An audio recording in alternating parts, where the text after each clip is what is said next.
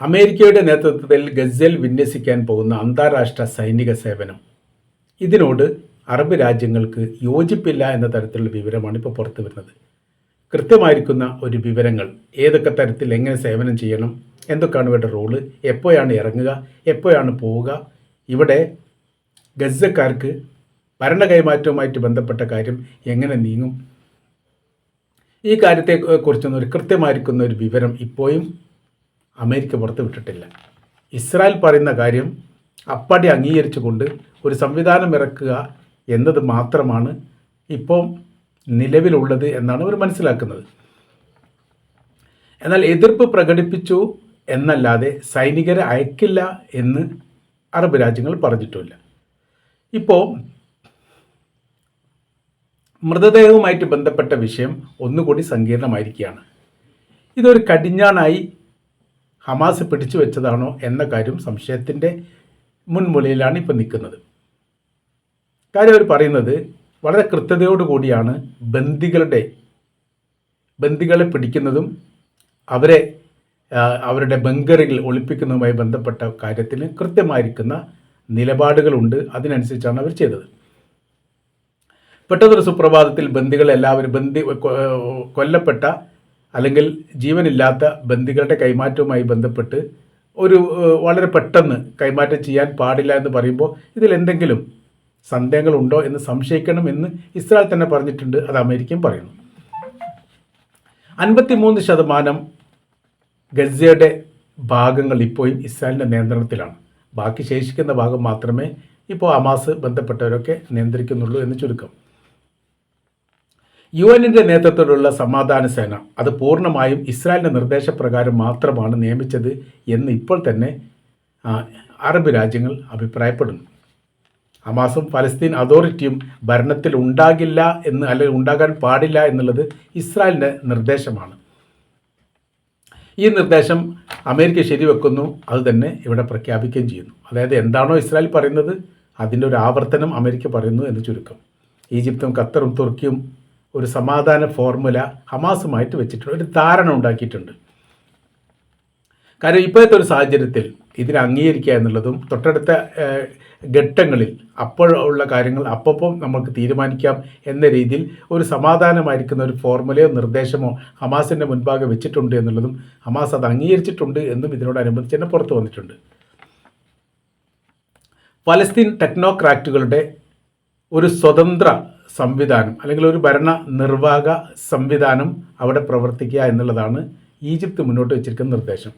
അതിനാണ് ഹമാസ് അംഗീകാരം നൽകിയത് എന്നാണ് മനസ്സിലാക്കുന്നത്. ഇസ്രായേലിൻ്റെ നിലപാട് എന്തൊക്കെയാണോ അത് അതേപടി തന്നെ സ്വീകരിക്കുക എന്നുള്ളതാണ് യഥാർത്ഥത്തിൽ ഇപ്പോൾ അമേരിക്ക ചെയ്യുന്നത് എന്ന് പല രാജ്യങ്ങളും ഈ വിഷയമായിട്ട് ബന്ധപ്പെട്ട് എതിർപ്പ് പ്രകടിപ്പിച്ചുകൊണ്ട് സംസാരിക്കുന്നു.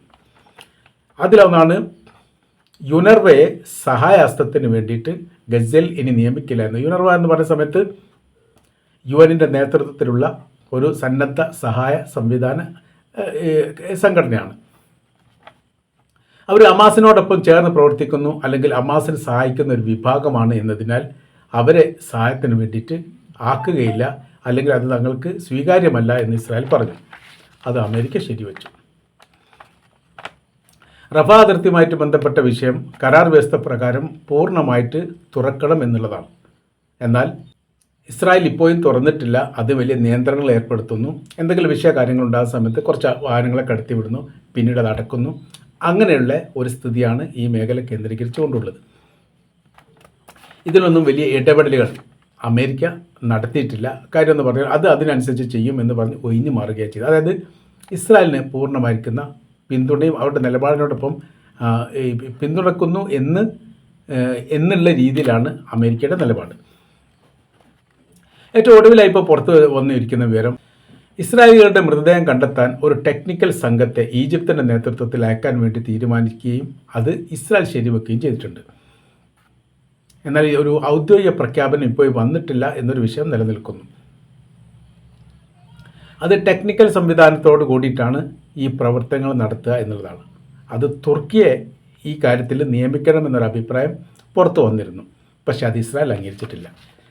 തുർക്കിയുടെ പേര് വരാനുള്ള പ്രധാനമായിരിക്കുന്ന കാരണം ഇറാൻ്റെ പ്രസിഡൻ്റായിരുന്ന ഇബ്രാഹിം റൈസി അസർബൈജാനിൽ നിന്ന് ഇറാൻ്റെ തലസ്ഥാനമായ തെഹ്റാനിലേക്ക് പോകുന്ന വഴിയാണ് ഹെലികോപ്റ്റർ അപകടത്തിൽ കൊല്ലപ്പെടുന്നത്. ഇദ്ദേഹത്തിൻ്റെ മൃതദേഹം കിട്ടുന്നതുമായിട്ട് ബന്ധപ്പെട്ട് വലിയ ആശങ്കയുണ്ടായിരുന്നു, വലിയ നിരാശയുണ്ടായിരുന്നു, വലിയ പ്രയാസമുണ്ടായിരുന്നു. ഇറാൻ ഈ കാര്യത്തിൽ സഹായം അമേരിക്കയോട് തേടി എന്നാണ് പറയുന്നത്. അമേരിക്ക എന്നാൽ സഹായിക്കില്ലെന്ന് പറഞ്ഞു എന്നും അന്നത്തെ റിപ്പോർട്ടിലൊക്കെ കാണാൻ വേണ്ടി സാധിക്കും. ഇറാൻ ഒരു പ്രതിസന്ധി ഉണ്ടായ സമയത്ത്, ഒരു പ്രയാസമാണെന്ന് മനസ്സിലായ സമയത്ത് തുർക്കി ആ വിഷയത്തിൽ ഇടപെട്ടു.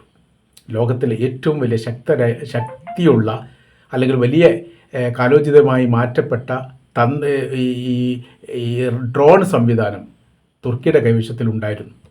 അത് തങ്ങൾ ഉപയോഗിച്ചുകൊണ്ട് തങ്ങൾ ഇറാനെ സഹായിക്കും എന്നന്ന് പറയുകയും അങ്ങനെ ഏറ്റവും കൈവുറ്റ ഡ്രോൺ സംവിധാനം ഉപയോഗിച്ചുകൊണ്ട് അസർബൈജാൻ മുതൽ ഈ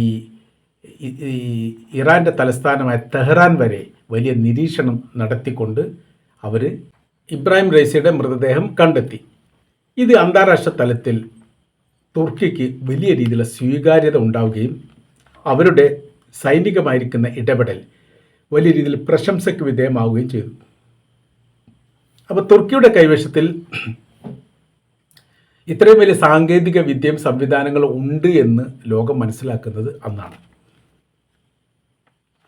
അമേരിക്കക്ക് ബദലായി ഒരു ടെക്നിക്കൽ സംവിധാനം വിജയിപ്പിച്ചെടുക്കാൻ വേണ്ടി ഈ യുദ്ധമുഖത്ത് തുർക്കിക്ക് സാധിച്ചു എന്നുള്ളത് ഏറെ പ്രശംസിക്കപ്പെട്ട കാര്യമാണ്.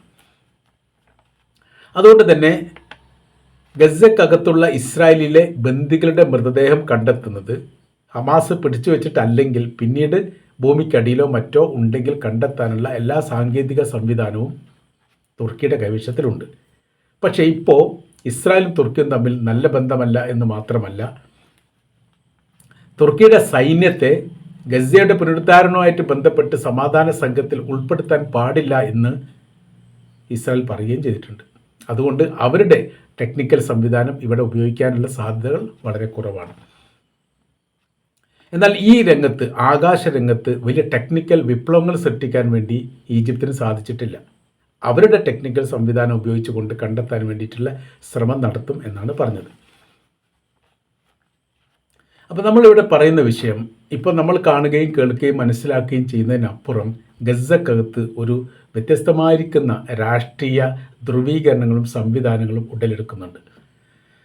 അപ്പോൾ ഈ ഹമാസ് എന്ന് പറയുന്ന അവിടുത്തെ സൈനിക ട്രൂപ്പ്, അവിടുത്തെ ഭരണ സംവിധാനം, ഇപ്പോൾ ഗസ ഭരിക്കുന്ന ഗവൺമെൻറ്, അവരെ ഒഴിവാക്കുക എന്നുള്ളതാണ് ഇസ്രായേലിനെ സംബന്ധിച്ചിടത്തോളം ആവശ്യമുള്ള ഒരു കാര്യം.